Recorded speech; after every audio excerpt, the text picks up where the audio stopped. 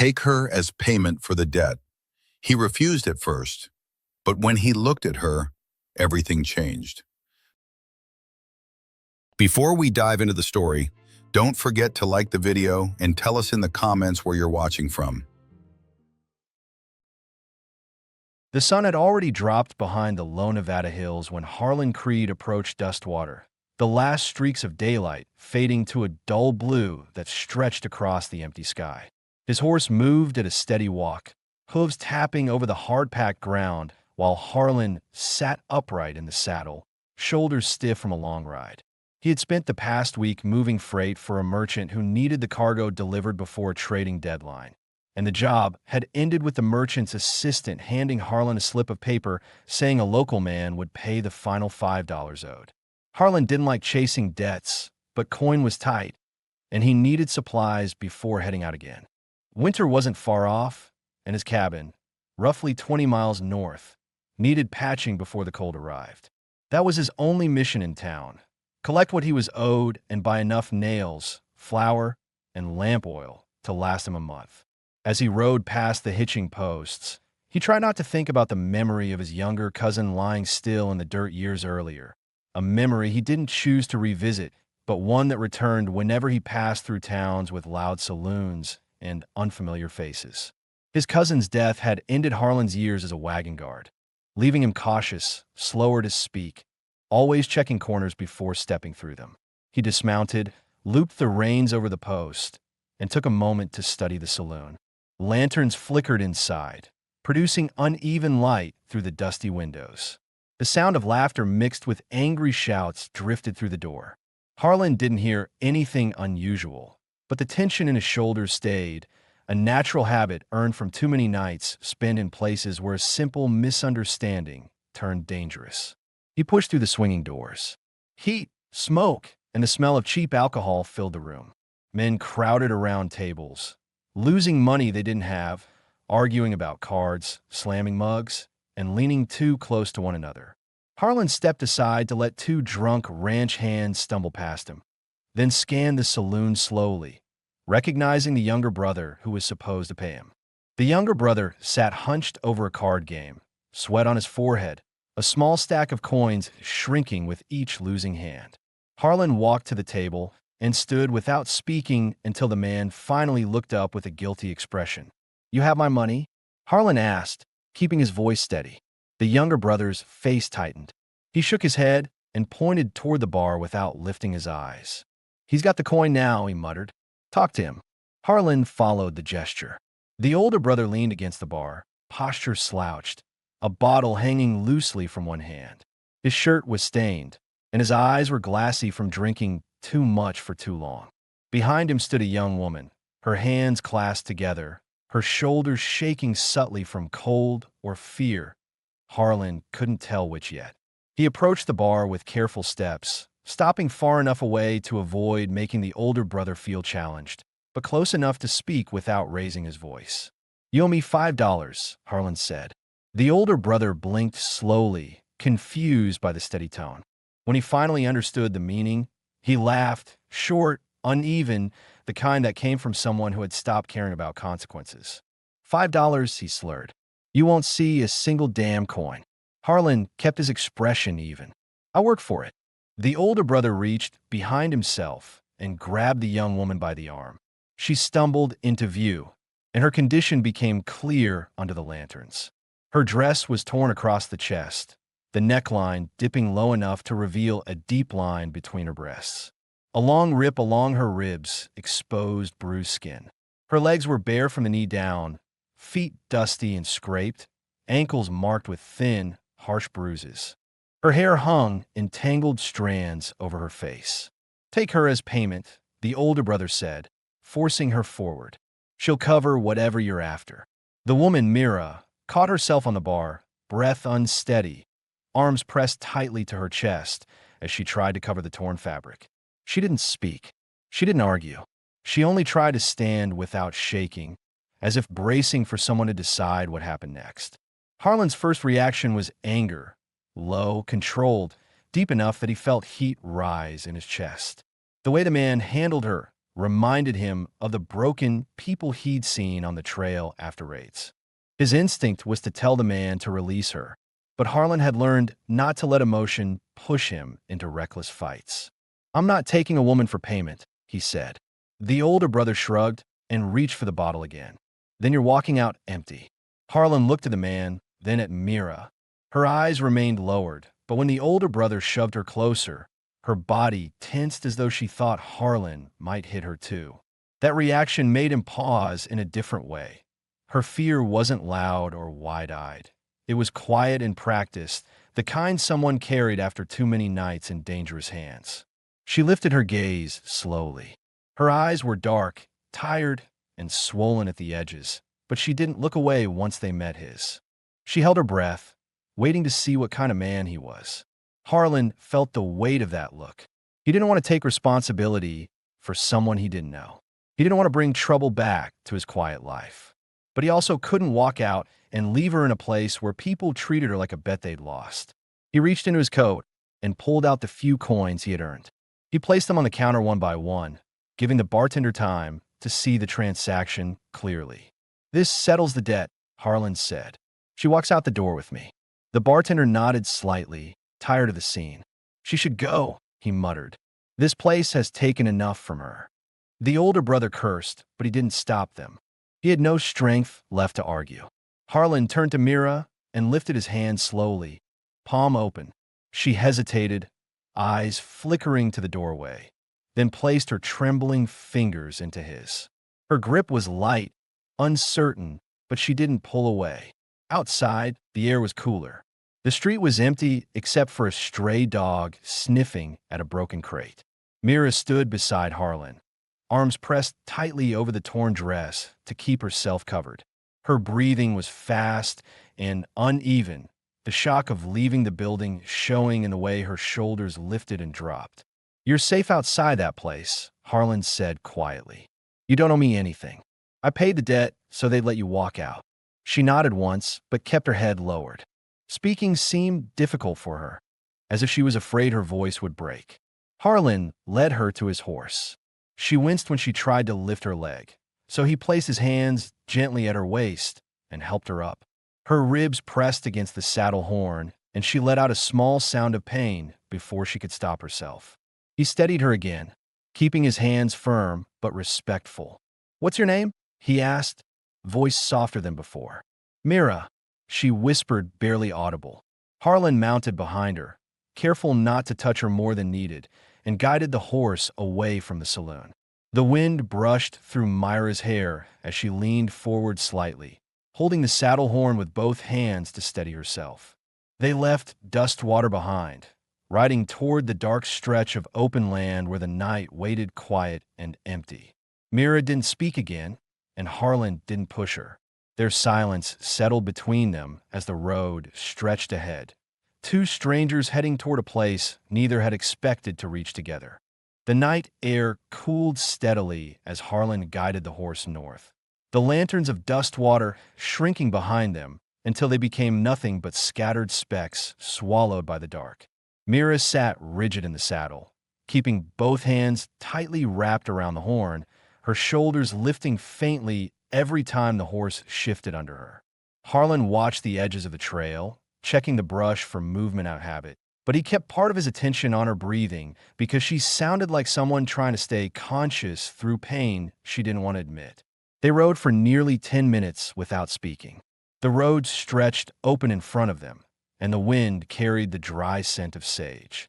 Myra's hair blew across her cheek in uneven strands, and Harlan noticed the tremor along her jaw each time she shivered. He didn't rush to break the silence, but he did slow the horse to a gentler pace so the ride wouldn't jar her ribs further. "Can you hold on a little longer?" he asked quietly. She nodded without turning her head. "Yes," she said, voice strained but steady enough to show she wasn't giving up. Harlan wanted to ask how she'd ended up in that saloon, but he held the question back until they were farther from town. When she shifted slightly, he saw her bare feet dangling over the stirrup and realized she had been standing on that saloon floor without shoes. He slid his trail coat off with one hand and draped it across her legs. She looked down at the weight settling over her lap, surprised, then pulled the coat closer without saying anything. About a mile out of town, he finally spoke again. You were with those men for how long? Mira inhaled slowly before answering.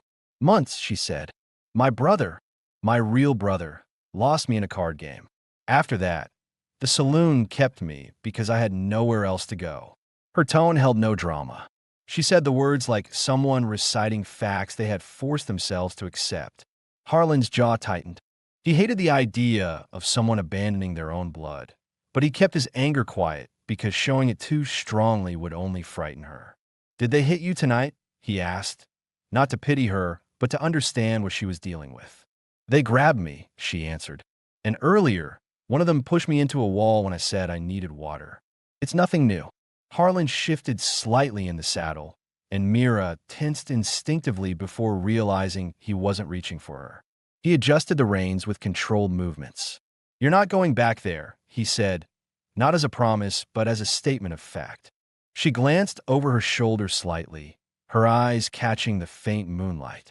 Why did you help me? She asked. You could have walked out. Harlan had already asked himself the same question. He wasn't in town to take on strangers' trouble. He intended to gather supplies and head back to his land where nobody asked for anything. But the way she had looked at him inside that saloon, quiet, exhausted, not begging, not bargaining, had unsettled him in a way he didn't fully understand. You shouldn't have been handed to anyone, he said. I wasn't going to leave you in a place like that. She absorbed the answer with a small nod, her posture easing by a fraction. She didn't press him for more. The trail bent toward a narrow rise, and the sound of running water reached them from a shallow creek that cut across the land. Harlan slowed the horse further and stopped near the edge. We're taking a break, he said. You need water, and the horse does too. Mira tried to dismount on her own, but when she slid her leg over the saddle, her balance faltered. Harlan stepped in quickly, placing one hand near her elbow and the other around her waist so she wouldn't fall. She stiffened, expecting roughness, but his grip stayed controlled and careful. Her breath shook as her bare feet touched the cool dirt. She looked around, scanning the dark brush, her eyes moving like someone who'd spent too long in enclosed rooms and needed time to adjust to wide, open spaces. Harlan handed her his canteen. She drank slowly, pausing after each swallow as if she wasn't used to drinking freely. When she finished, she wiped her mouth with the back of her hand and handed the canteen back without meeting his eyes. Do you have family anywhere? Harlan asked. No, she said. No place that would take me. Not now. Harlan raised his chin slightly, thinking about his own land. It wasn't much, just a small cabin, a corral, and a patch of ground tough enough to grow potatoes in a good year. It wasn't built for company. He hadn't shared it with anyone since the night his cousin died, and the silence of that place had been both comfort and punishment for years. Bringing someone there, especially someone who had been mistreated for so long, would change everything about how he lived. We'll reach my cabin by dawn, he said. It's quiet and far from town. Mira paused. You're taking me there? It's the safest place I have, he answered. You'll get rest and time to figure what you want next. She looked down at her bruised feet, toes curling slightly against the dirt, and a tense breath escaped her. I don't know what I want, she whispered. I haven't had a choice in a long time. Harlan didn't step closer or touch her again. He just nodded once. You'll have one now. The horse snorted softly as it drank from the creek, and the sound settled into the quiet night. Mira watched the water move in small ripples and wrapped Harlan's coat tighter around her chest, the torn dress shifting slightly as she adjusted her grip. The trail behind them stayed empty. No one followed from Dustwater, but Harlan didn't relax fully. He didn't trust people who gambled women away. Men like that often didn't let go of what they thought they owned. He glanced along the ridge, checking for distant silhouettes. Nothing moved except the tips of sagebrush bending in the wind. After a few minutes, he guided Mira back toward the horse. This time, she didn't flinch when he helped her up.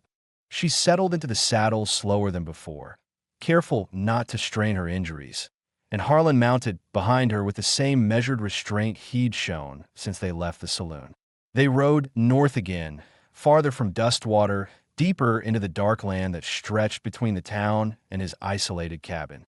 Myra's breathing grew steadier, though every now and then she inhaled sharply when her ribs protested.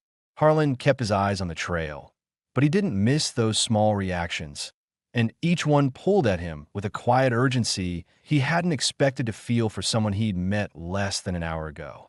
As they moved through the empty country, Mira leaned forward, resting her forearms lightly on the saddle horn for support. The wind swept across her face, pushing her hair aside long enough for Harlan to see her expression. She wasn't crying. She wasn't panicking. She looked like someone trying to understand a world she hadn't experienced in years, a world where nobody was yelling at her, grabbing her, or telling her what she was worth. Harlan felt the shift between them. Not trust, not yet, but a small step in that direction. Miles ahead, the faint outline of distant cottonwood trees marked the beginning of the valley where his cabin sat hidden in a shallow basin. The night around them grew quieter, and the road narrowed until it felt like they were leaving the world behind piece by piece. Mira lifted her chin slightly and asked, almost afraid of his answer, "What kind of man are you, Harlan?" He didn't turn his head. He didn't want to startle her with sudden movement. "One who doesn't take what isn't mine," he said. "One who doesn't leave a woman in a place like that." She let out a long, thin breath, as if something inside her loosened for the first time in years. The trail stretched forward, carrying them toward a place she had never seen and he had never planned to share, but neither of them reached for distance. They kept riding, letting the quiet settle, letting the night carry them into the next part of the story neither one had expected to start together. The sky grew darker as they moved deeper into the valley, and the air cooled enough that Mira pulled Harlan's coat up to her collarbone, trying to cover the torn dress without drawing attention to the exposed skin she couldn't hide. Harlan noticed her quiet movements, and without breaking stride, he angled the horse closer to the narrow path between two ridges where the wind was weaker. She didn't thank him aloud, but she lowered her shoulders as the cold eased, and that was enough for him. They rode for nearly an hour with only the sound of hooves on packed soil, and during that time, Myra's breathing steadied again, though every now and then she pressed her hand lightly against her ribs, wincing when her body shifted with the horse's movement. Harlan kept the pace slow for her sake, and though she didn't comment, she watched his hands on the reins like she was trying to understand the kind of man who adjusted his choices for someone he hardly knew.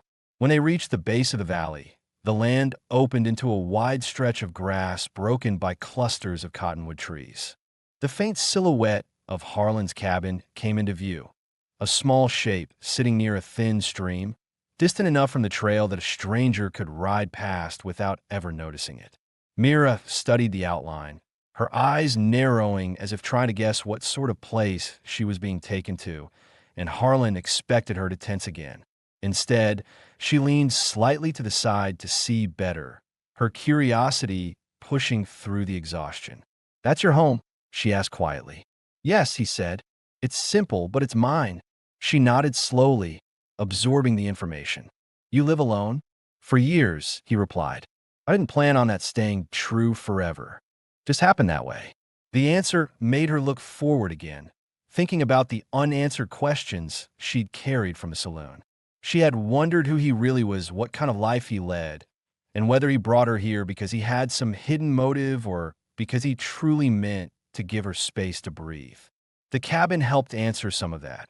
It wasn't large enough for someone running schemes, and it wasn't built like a place where a man entertained company. It looked like a life he kept at arm's length from everyone. As they got closer, Mira shifted slightly. If someone comes looking for me," she asked carefully, "will they find this place?" "They shouldn't," Harlan said. "Only a few people know it exists. And the men from Dustwater rarely ride past the ridge. Too far from whiskey and gambling tables." She let out a breath she had been holding since they left town. When the horse finally stopped near the small corral beside the cabin, Harlan dismounted first. He moved slowly, aware she hadn't been on a long ride in a long time, and held a steady hand to help her down. Her feet touched the cool dirt, and she staggered slightly before regaining her balance with a soft sound between pain and relief. Harlan watched carefully, noting how she tried to conceal discomfort by tightening her jaw. He nodded toward the porch. Inside is warm. You can rest there. Mira took a step but stopped midway, glancing at her feet. I don't have shoes, she said, embarrassed by something she never asked for. Harlan didn't hesitate. I'll get you a pair. Might be a little big, but better than nothing. He walked to the storage shed nearby, leaving her on the porch where she ran her fingers across the rough railing, touching something that wasn't broken or dangerous for the first time in months. He returned with a pair of worn leather boots. You can use these until we find something that fits better, he said. Mira accepted them with both hands, looking surprised by the simple kindness. She sat on the edge of the porch and slid her feet into them. The boots were loose, but they kept her skin protected. She stood again, testing the weight. You said you weren't planning to live alone forever, Mira said carefully, turning back toward him. What made you stay out here so long then? Harlan looked toward the valley, hands resting lightly on his belt. I lost someone, he said, not in a distant tone, but in one that belonged to a man who had accepted the wound but never forgot it. He was younger than me. I promised his father I'd bring him back safe. I didn't. He didn't shake, didn't avert his gaze. He simply spoke the truth he lived with. Mira lowered her eyes for a moment. I'm sorry. Losing people changes everything. It does, he said. Her voice softened even further. That saloon. I didn't belong there. I wasn't born into that life. I just ended up there because I tried to trust the wrong person. She swallowed, and the way she pressed her fingertips into the coat showed she was choosing her words carefully. My brother wasn't always like that. Losing our parents changed him. He gambled everything. He started drinking. Then he sold my things. Then, she paused, unable to say the last part aloud. I stopped being a person to him. Harlan didn't interrupt. He didn't offer empty comfort. He simply listened, the quiet between them giving her room to continue. I used to sew dresses, she said, before everything fell apart. I made clothing for travelers, miners' wives, anyone who needed something mended. That's how I lived before the cards ruined everything. Harlan filed the detail away. Not just the fact that she had a skill, but that she once lived a life where she created things instead of surviving through fear. The cabin door creaked softly as he pushed it open. Inside, the lantern on the table cast a warm light over the small room. A stove sat in the corner, a bed pushed against the far wall, a single shelf with a few plates and 2 old books. There was nothing luxurious inside, but the room felt calm, safe in a way her life hadn't been for years. You can take the bed, Harlan said. I'll sleep near the fire tonight. Mira stepped inside, the wooden floor cool beneath her feet, even through the borrowed boots.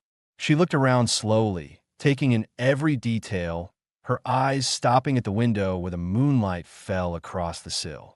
She seemed overwhelmed, but not from fear, more from stepping into a space where nobody watched her like property. You're not expecting anything in return?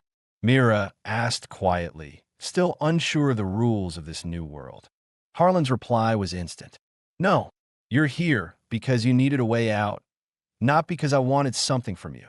She nodded once and exhaled, as if that answer released a weight she didn't know she carried.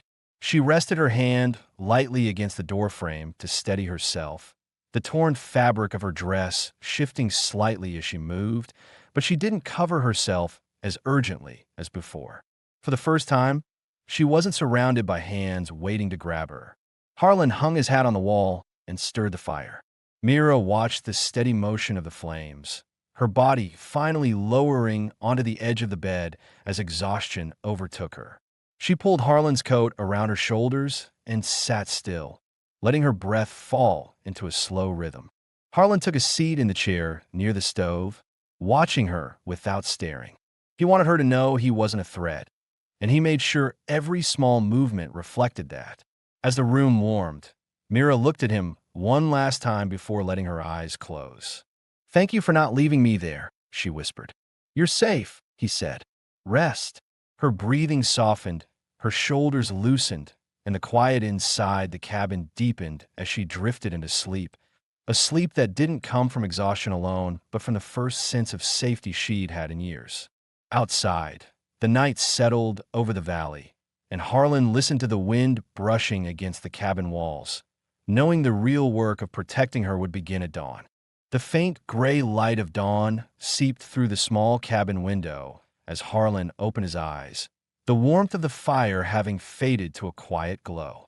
He hadn't slept much, choosing instead to sit in the wooden chair with his boots still on, his mind running through the choices he'd made the night before. Mira lay on the bed beneath his coat, turned slightly toward the wall, breathing slow and even, the tension she carried into the cabin having eased sometime during the night. Harlan stood carefully so the floorboards wouldn't creak. He stepped outside and closed the door without a sound. The morning air was crisp, and a thin layer of frost clung to the patches of grass near the creek. He knelt beside the pump by the cabin wall and washed his face with cold water, letting the shock of it settle him. He needed a clear head today because there were too many questions he couldn't ignore anymore. He had taken Mira from a dangerous place, but he didn't know who in Dustwater would be angry enough to come looking. He didn't know whether her brother was still alive. He didn't know whether those men considered her something they deserved to reclaim, and men who believed that rarely gave up easily. He fed the horse and checked the perimeter of the property, scanning for tracks older than his own. There was nothing new, just the prints left from weeks of living alone. That brought a small sense of relief, but not enough to ease the worry that stayed close to his thoughts. Inside the cabin, Mira woke to the sound of the door closing again. She opened her eyes slowly, unsure at first where she was, then remembered the porch, the boots, the fire, and the quiet that didn't feel dangerous. She sat up with care, one hand moving automatically to the bruises along her ribs. When she stood, her legs trembled a little from the long ride and the shock of everything that had happened yesterday. She noticed Harlan's coat still around her shoulders and held it tighter, feeling the weight of it like something she wasn't used to being given. When Harlan returned, he saw her standing near the table, her hair messy from sleep, her dress still torn in ways she couldn't hide. She moved a step back out of instinct, but she stopped herself before the fear took hold fully. Her eyes met his for a moment, searching his expression to confirm that nothing had changed between last night and now. "Morning," Harlan said, keeping his tone calm. "You sleep at all?" "A little," she replied. "It was the first time in a long time I didn't wake up scared." He set a tin cup on the table. "I'll heat water. You can wash up if you want. There's clean cloth in the trunk by the bed." Mira looked toward the trunk, cautious but grateful. She hesitated before speaking again. Do you need to go back to town today?" Harlan shook his head. "Not for now." He didn't say the rest, that going back so soon might give someone the chance to follow him home.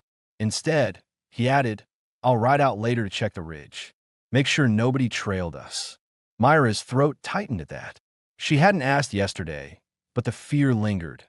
What if the men in Dustwater realized she was gone? What if they blamed her for the coin Harlan gave them? What if they came for him too? She lowered her gaze. Do men like them usually let someone go? Not always, Harlan said honestly. But Dustwater's full of men who forget things once they've had enough to drink. That works in our favor. She nodded faintly, relieved but still wary. The question that had stayed heavy in her mind finally slipped out. "What happens to me now? I don't want to be a burden." "You're not a burden," he said. "You're someone who needed protection, and now you're here. That's all there is to it." Mira swallowed, unsure how to respond. She had never heard someone speak about her in a way that didn't reduce her to what she could be used for. Her hands gripped the edges of the coat, tugging it closer until the torn neckline of her dress was almost fully hidden. Harlan lit the stove and placed a pot of water on top.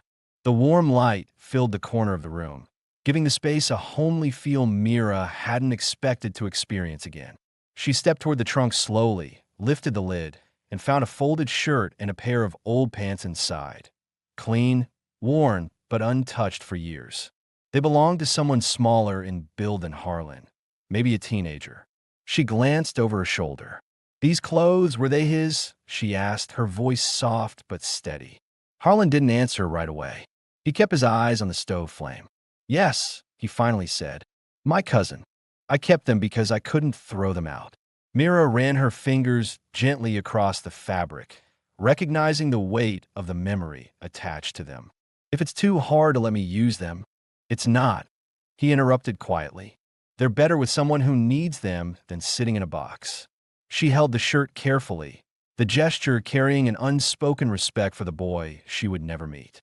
She stepped into the corner behind the hanging blanket Harlan had strung up years ago for privacy when he cleaned wounds from long rides. He turned his head away and busied himself with the stove to give her full space. When she reemerged, the oversized shirt covered her more fully than anything she'd worn in months, the loose fabric falling over her hips, hiding the torn dress underneath. She folded her arms across her abdomen, testing the feel of the cloth against her bruises. She felt almost decent again. That suits you better, Harlan said, not as a compliment, but as an acknowledgement that she finally looked like someone with dignity again. Mira sat on the bed, adjusting the collar. You said you checked the ridge today. You think we're in danger? I need to know if anyone left Dustwater last night, he said. It's the only way to get ahead of trouble if trouble starts. She nodded slowly, absorbing the seriousness of the situation. What should I do while you're gone? Stay inside, he said. Bolt the door. Nobody comes out this way, but I don't want you opening it unless you hear me call your name first. Myra's jaw tightened slightly at the idea of being alone again, but she understood the necessity. I'll wait, she said quietly. Harlan walked to the small shelf and picked up a hunting knife, its blade sharpened though not polished. He held it out to her hilt first. Keep this with you, he said. If someone tries the door or the window, you don't hesitate. Mira stared at the knife for a moment, unsure whether the weight of it frightened her more than comforted her. After a long beat, she wrapped her fingers around the handle. I won't freeze, she said, echoing something she needed to believe about herself. Harlan nodded once, pulled on his hat, and stepped outside. Mira watched him saddle the horse through the window, her fingers tight around the knife handle. She saw how he scanned the horizon out of habit, how he moved with alertness that came from years of danger, and how he carried responsibility even when it wasn't asked of him. As he rode toward the ridge, Mira stood in the quiet cabin, the oversized shirt brushing against her knees, the knife resting against her palm, and felt the first flicker of something she hadn't experienced since her life fell apart. A small, uncertain hope that someone had chosen to keep her safe without expecting her pay for it. Harlan kept the horse at a steady trot as he made his way toward the ridge, the early sunlight spreading thin over the valley floor and casting long shadows along the narrow trail. His eyes moved constantly, checking the tree line, the bend of the creek, the rocky slope to the west, searching for anything that didn't belong. He had learned the hard way that danger rarely announced itself. It crept in quietly, usually when a man convinced himself he was safe. He reached the top of the ridge after several minutes and dismounted, letting the horse graze on a patch of dry grass while he crouched beside a cluster of sage. He searched the ground carefully. No hoof prints, no boot marks, no broken branches, only the untouched dirt and the faint prints left from his own rides weeks earlier. That eased some of the pressure on his chest, but he didn't let himself relax completely. He scanned toward Dustwater next. The town sat far in the distance, small, quiet, almost lifeless from where he stood. He tried to imagine the older brother waking to an empty saloon bench, realizing Mira was gone. If the man was still breathing when morning came, he might blame Harlan, or he might not care enough to stand upright. Men who drank themselves numb often forgot the women they claimed to own. Still, Harlan marked the direction in his mind and committed to checking it again later. He returned to the horse and mounted, heading down the ridge with the same control pace he'd used riding up. Inside the cabin, Mira held the knife in her lap while sitting near the window, watching the valley with a focus sharpened by years of surviving unpredictable days.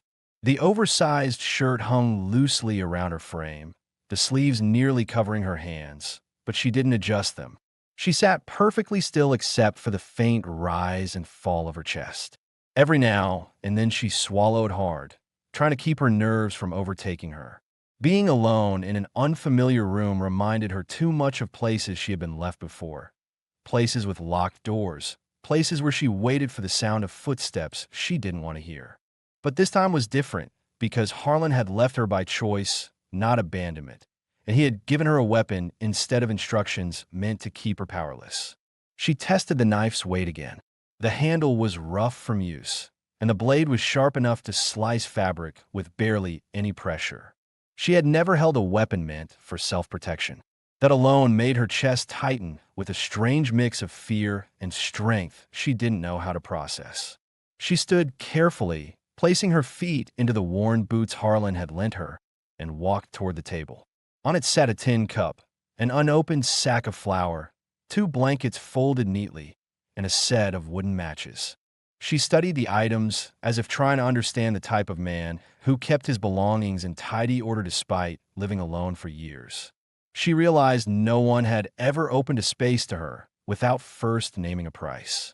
A soft thud outside made her stiffen instantly. She stepped back, gripping the knife blade down just as Harlan had positioned it in her hand the night before. Her pulse raced as she waited for another sound. Seconds stretched. Then a familiar voice called, "Mira, I'm back." Her shoulders dropped with relief, so sudden it took her breath. She set the knife on the table carefully, not ready to let it out of reach, then unbolted the door. Harlan stepped inside, shaking dust from his coat. "No tracks," he said. "No signs of anyone leaving town overnight. Looks clear." Mira let out a small exhale she'd held for too long. "Good," she said. "I kept the door locked." "That's exactly what you should have done." She watched him place his hat on the hook near the door.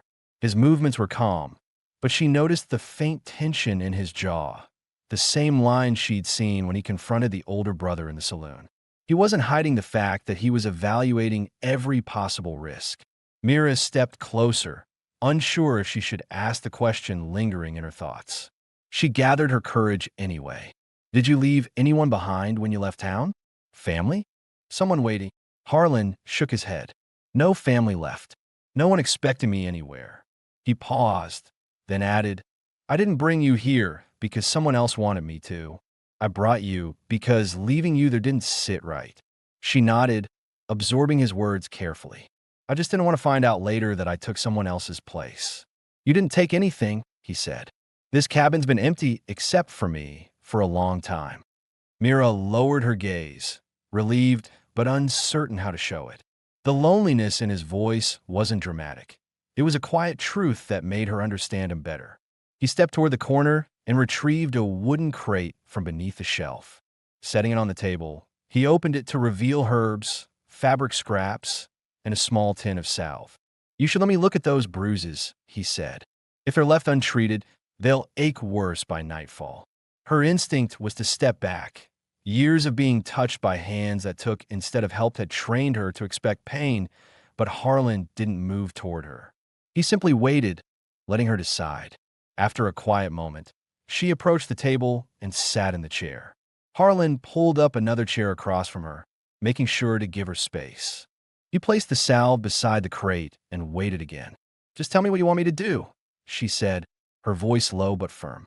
"You can lift the shirt enough for me to see the bruising," he said carefully. "I won't touch you unless you tell me it's all right." Mira swallowed and lifted the hem slightly to reveal the dark marks along her ribs. The sight made Harlan's jaw clench, but he kept his expression steady for her sake. "Looks painful but not broken," he said. "This will help the swelling." She nodded. "Go ahead." He applied a small amount of salve using 2 fingers, barely touching her skin. Mira flinched once, not from pain, but from the unfamiliar gentleness. Harlan paused immediately. "You okay?" he asked. "Yes," she whispered. "It's just different." He didn't ask what she meant. He already knew. When he finished, she lowered the shirt again, holding it close to her body. She kept her eyes on the table. "Thank you," she said, her voice steadier than before. "You're safe here," he repeated, not as a reassurance, but as a truth she could rely on. They sat in silence for a moment, quiet but not uncomfortable.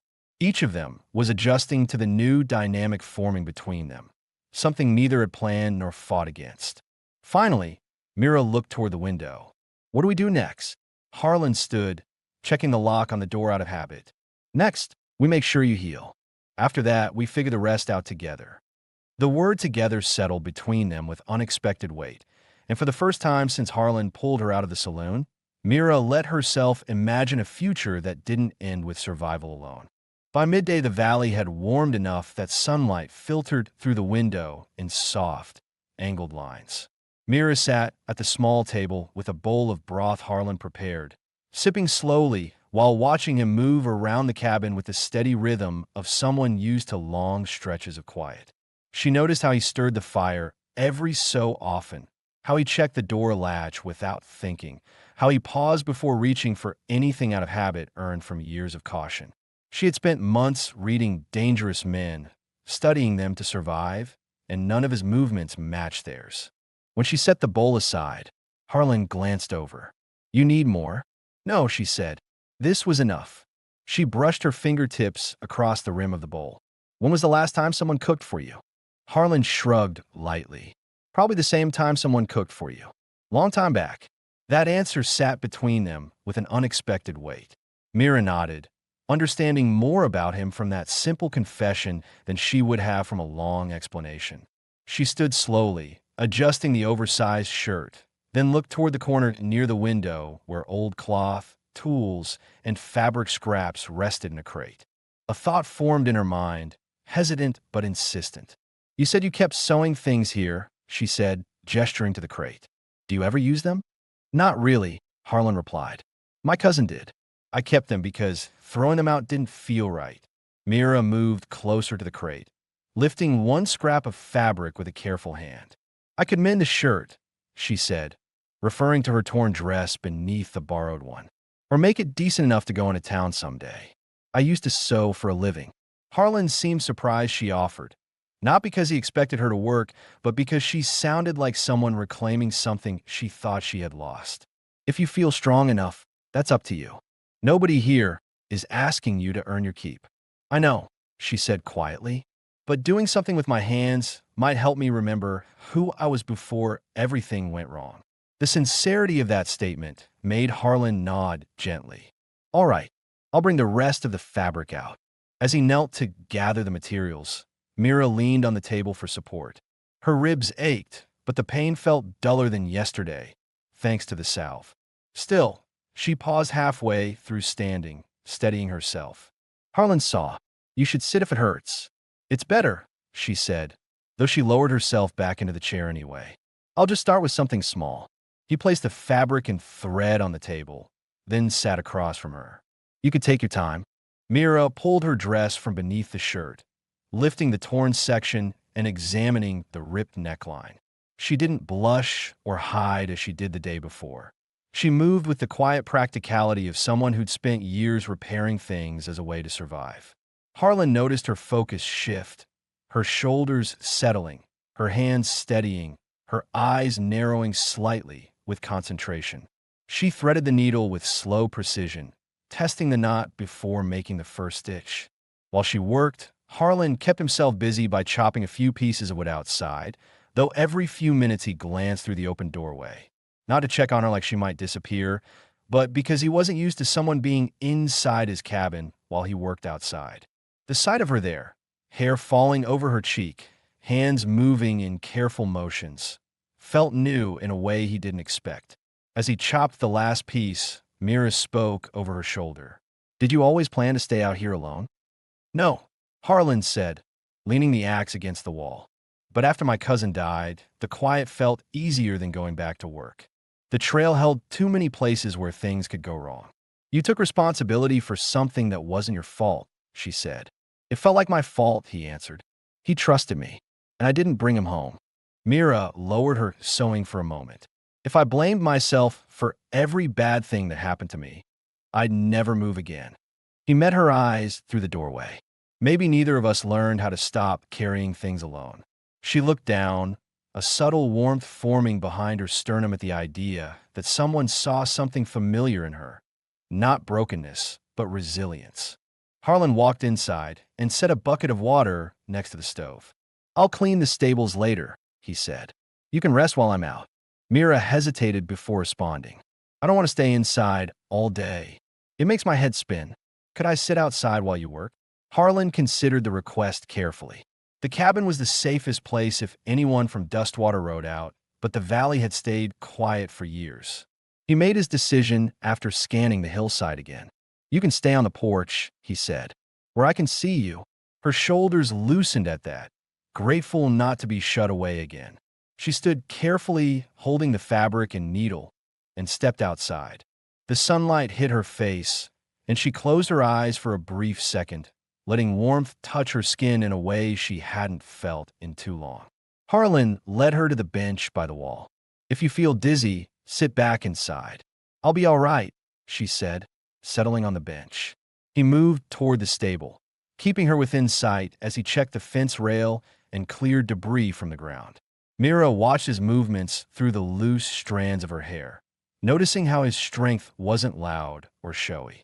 He lifted posts easily, carried heavy sacks without a grunt, and worked with deliberate, careful actions that said more about him than any speech could. As she stitched the torn neckline of her dress, a question formed, one she needed answered not out of fear, but from a need to understand the man she was beginning to trust. "Harlan," she called softly. He paused, turning slightly. "Yeah. Why didn't you walk away in that saloon? Why didn't you think I'd be trouble?" Harlan rested a hand on the fence post, considering his answer. "Because when you looked at me, you didn't ask for anything. You didn't try to bargain. You just looked like someone who was done fighting alone." Myra's chest tightened, not from pain, but from an emotion she wasn't prepared for. "And I guess," he added, "I didn't want to be the kind of man who sees that and leaves." Her needle paused mid-stitch. "No one said something like that to me before."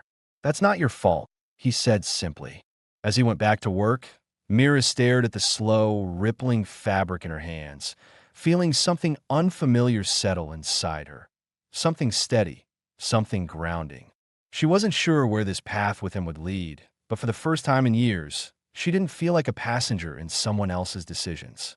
She kept sewing, her fingers moving with new purpose while Harlan worked nearby, both of them sharing a silence that felt more like connection than distance.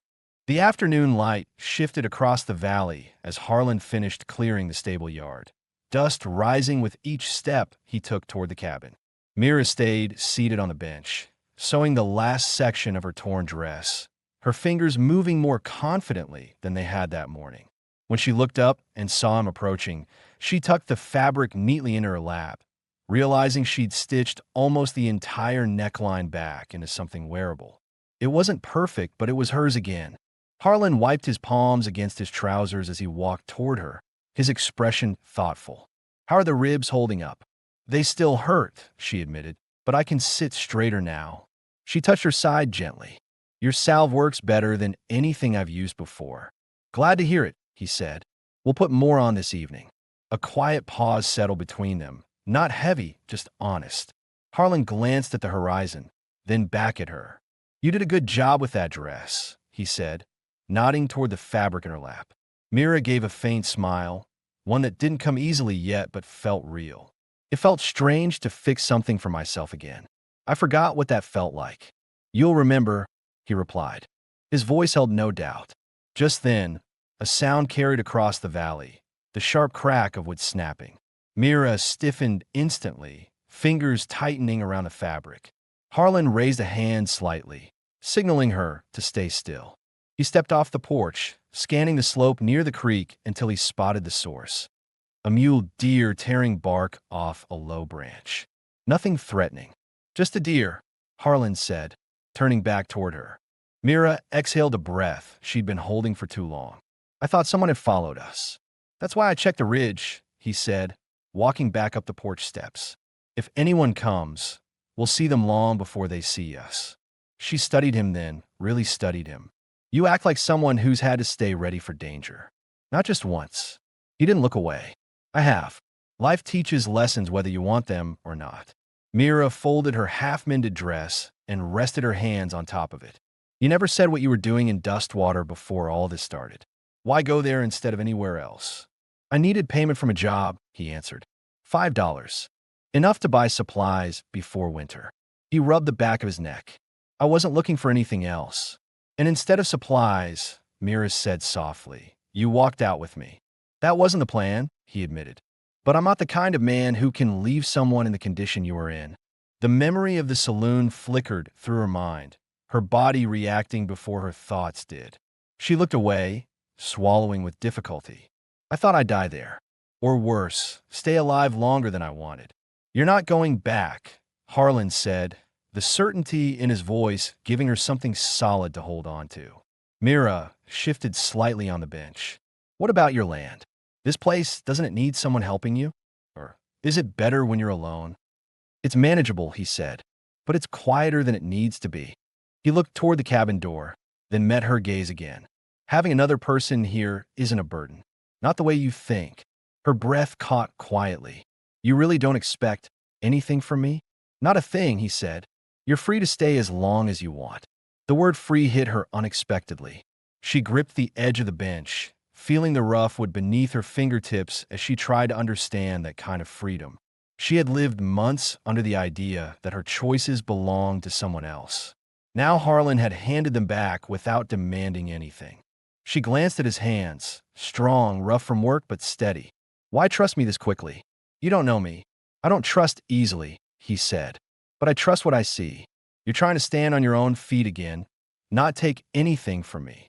Mira looked at the valley spreading out beyond them, the sunlight brushing the tops of the grass. I haven't had a home in years. I wouldn't know where else to go. You don't have to decide today, Harlan said. You can settle first. Heal. Think. Then figure out what comes next. She nodded slowly. I'd like that. A breeze shifted, lifting a strand of her hair across her cheek. She pushed it back behind her ear, wincing when her ribs stretched too far.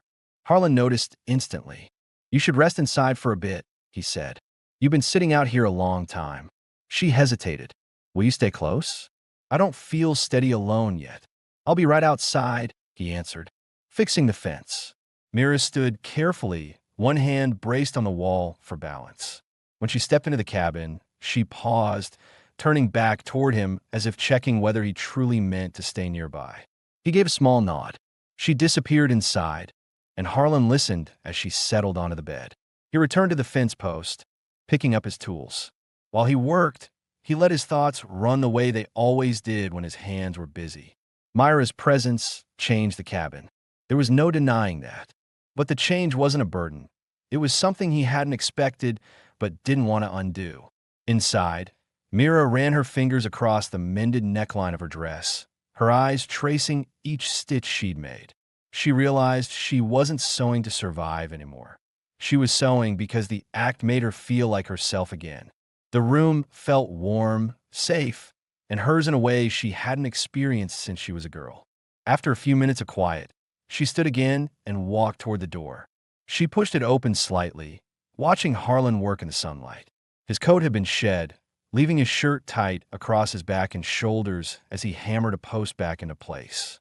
He worked with a silent determination that made her chest tighten unexpectedly. Harlan, she called softly. He lowered the hammer and turned, wiping his brow with the back of his hand. Something wrong? No, she said, stepping onto the porch. I just didn't want to be alone anymore. He nodded once, a quiet understanding passing between them. Then stay out here with me. She stepped forward, moving slowly, and stood beside him while he worked. The nearness didn't scare her. For the first time, it felt steady, like standing next to someone who wouldn't let the world swallow her again. The sun lowered across the valley as Harlan finished driving the last nail into the repaired fence rail, the rhythmic clinks dying out as he stepped back to check the line for gaps. Mira stood nearby, leaning lightly against a post, the oversized shirt hanging over her like a borrowed shelter she was slowly growing into. She watched him with quiet focus, not out of fear, but from the steady curiosity of someone learning the rhythm of a new life. Harlan wiped the dust from his palms and looked over at her. How's the pain now? Duller, she said. Still there, but not like before. She touched her ribs lightly. The salve helped. He nodded. We'll put more on tonight. Mira looked toward the cabin, then back at him. Earlier, when you said I could stay as long as I wanted, did you mean that? I don't say things I don't mean, he replied. You're safe here for as long as you choose. She absorbed the words slowly, her expression shifting in a way that revealed more than she intended. I keep waiting to wake up back in that saloon, she admitted. Like this is too quiet to be real. Harlan rested a hand on the top rail. The quiet is real. So is your freedom. She took a deep breath as if steadying herself around that truth. Before she could reply, a rustle came from the direction of the creek, so soft it could have been a branch snapping. Harlan turned immediately, his posture shifting from calm to alert. Mira held her breath, taking a half step closer to him without thinking. Harlan raised a hand, signaling her to stay behind him. He listened carefully. Another sound followed, a splash, small but deliberate. "That's not a deer," Mira whispered, tension returning to her voice. Harlan motioned for her to move back toward the porch. "Inside. Lock the door." She hesitated, but the edge of concern in his voice pushed her into motion. She backed slowly toward the cabin, watching the creek the entire time. Harlan stepped toward the sound, staying low, his hand hovering near the revolver on his belt. The splash sounded again, closer this time. Harlan approached the brush slowly, ready for anything except what he found. A slumped, half-starved man lying face down on the damp ground, one arm stretched toward the water. The man didn't move when Harlan nudged him with his boot. His shirt was torn, his face bruised, and his breathing faint but present. Mira watched from the porch, gripping the doorframe. "Who is that?" Harlan knelt beside the man, turning him over enough to check for a weapon. "None." The man's lips were cracked, and his voice came out in a weak rasp. "Help, water!" Mira stepped closer despite the danger. "He looks worse than I did when you found me." Harlan gave her a brief look, one that said he appreciated her resolve, but still needed her careful. "Don't come too close yet," he said. "Not until I know why he's here." The man swallowed hard and tried to lift his head. "Please, they chased me. I ran toward the ridge, but—" His strength failed mid-sentence. Myra's eyes widened. "Chased? By who?" Harlan felt the man's pulse, rapid, unsteady. "He's burning up," he said, "and he hasn't eaten in days." The man's fingers curled weakly around Harlan's sleeve. "Dustwater men, after the fight broke out. I ran. They shot my horse." His breath hitched, panic mixing with exhaustion. Mira took another step forward, comprehension dawning in her face. "He must have come from the saloon. Maybe he saw us leave." Harlan held the man steady. "Who chased you? Give me a name." The man gathered what little strength he had left. "Garrison, and the other one. The brother, they're looking for her." Myra's knees weakened. She gripped the porch rail to keep from collapsing. The fear in her chest returned instantaneously, sharp and cold this time. Harlan's jaw tensed, but he didn't let anger show in his eyes.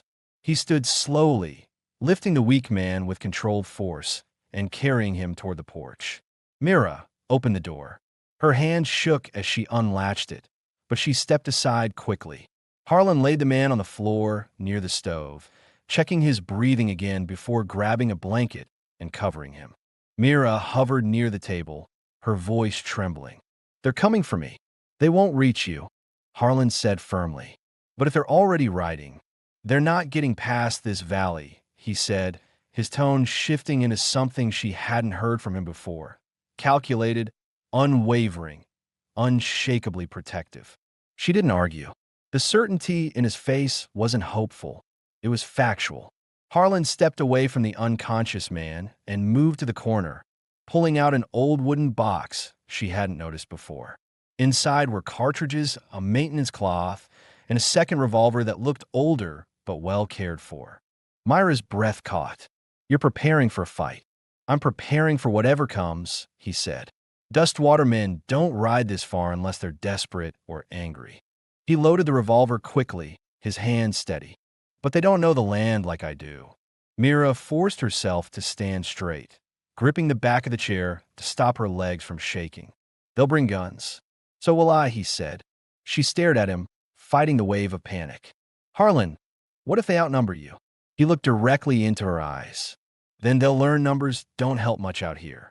Mira swallowed, her fear tangling with something else, something she didn't want to name too soon. "You're risking your life because of me. I'm making sure you don't go back to the hell you escaped," he said. "That's not risk. That's the right thing." She stepped toward him, stopping only inches away. "I don't want anything to happen to you." He softened at that, the edge in his expression easing just a bit. "I'll come back to you," he said, quiet but absolute. Myra's breath faltered at the weight of those words.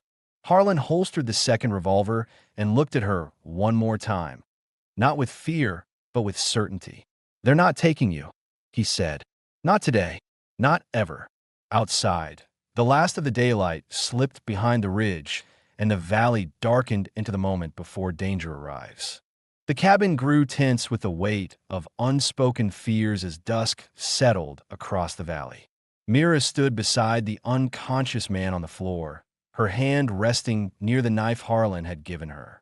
She kept her eyes on him to make sure he continued breathing, though her thoughts stayed fixed on Harlan outside. Through the window, she saw him cross the yard toward the stable, every step quiet and deliberate as he prepared for whatever might ride in from Dustwater. Mira pressed her palm to her ribs to steady her breathing. "Harlan," she whispered under her breath, as if saying his name could anchor her. She watched him saddle the horse and tie it loosely to the rail, positioning it for fast movement if needed. The sight made her chest tighten. She knew the kind of men who could be coming, loud, reckless, angry enough to hurt anyone who got in their way. But Harlan moved without hesitation, like someone who already understood the danger and accepted it fully. Moments later, he stepped inside, quietly closing the door behind him. The lamplight revealed the tension in his shoulders, though his expression remained calm.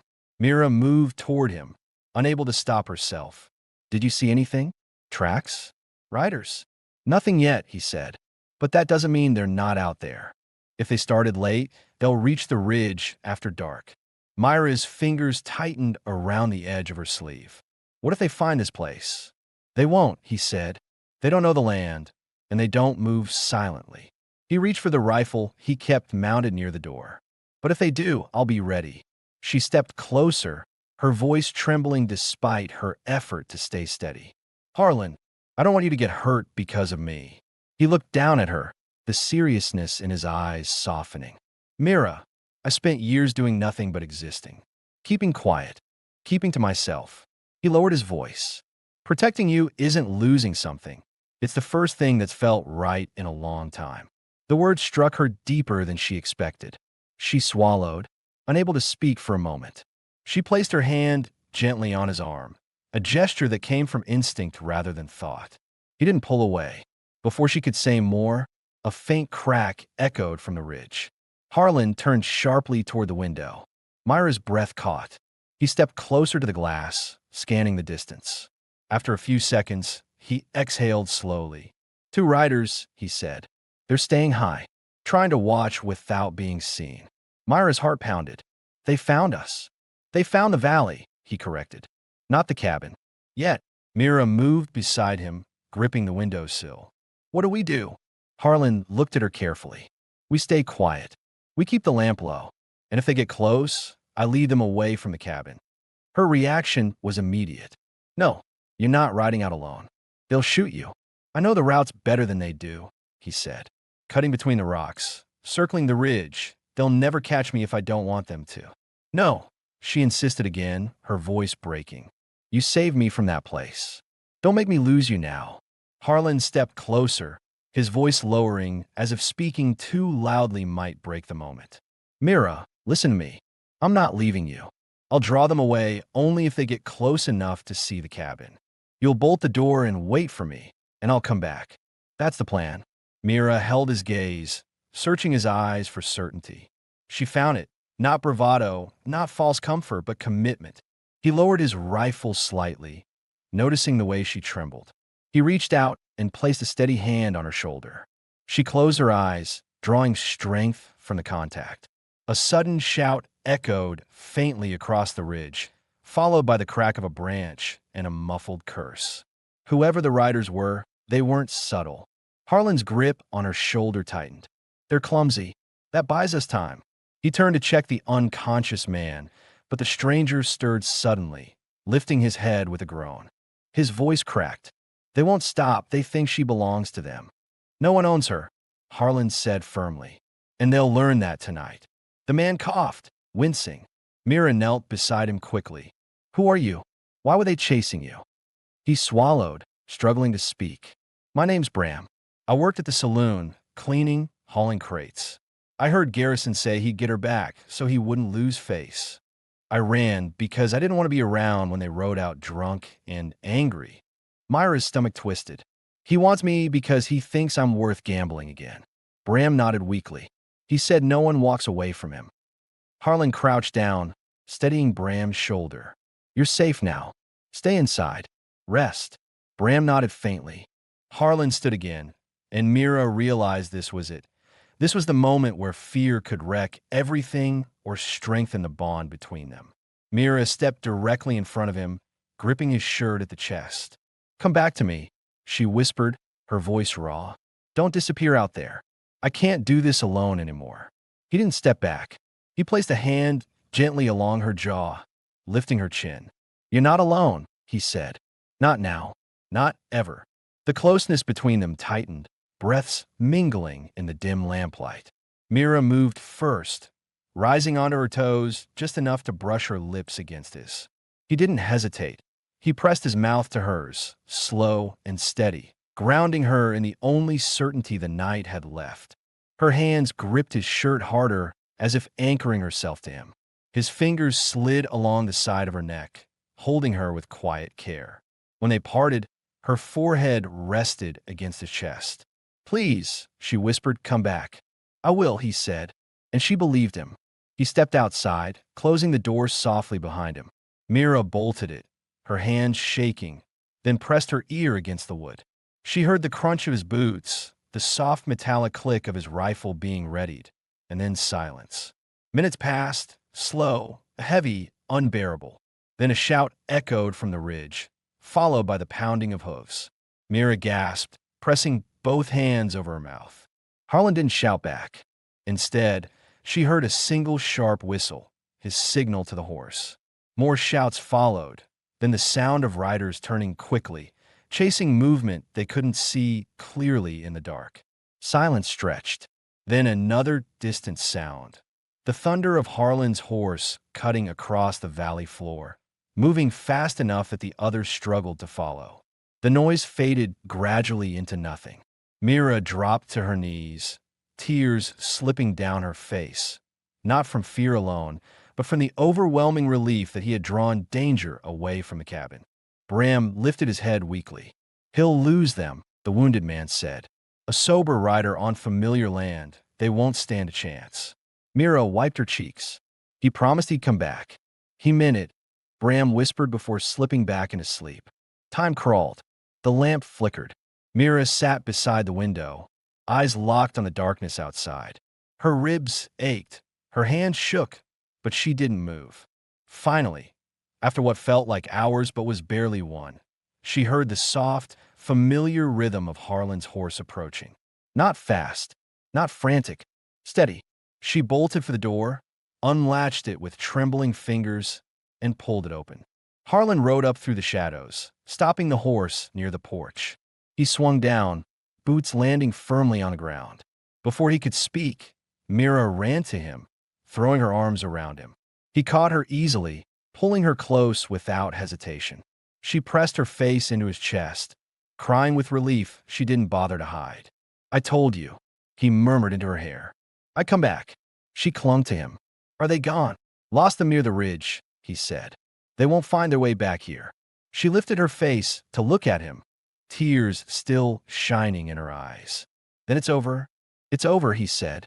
You're safe. We're safe. Those words settled between them like the final piece of a life neither expected but both needed. Harlan brushed a strand of hair from her cheek, and Mira leaned into his touch. Stay, she whispered, almost afraid the word might break, if spoken louder. Stay with me. Not because you feel responsible, but because you want to. Harlan cupped her face gently. I wanted the moment you looked at me in that saloon. Myra's breath caught, and she kissed him again, slow, deliberate, certain.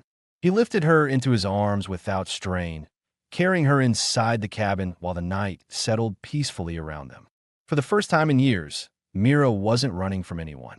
For the first time in years, Harlan wasn't living in silence. They closed the door together, leaving danger behind, choosing a future built on safety, trust, and the quiet promise that neither of them would walk alone again.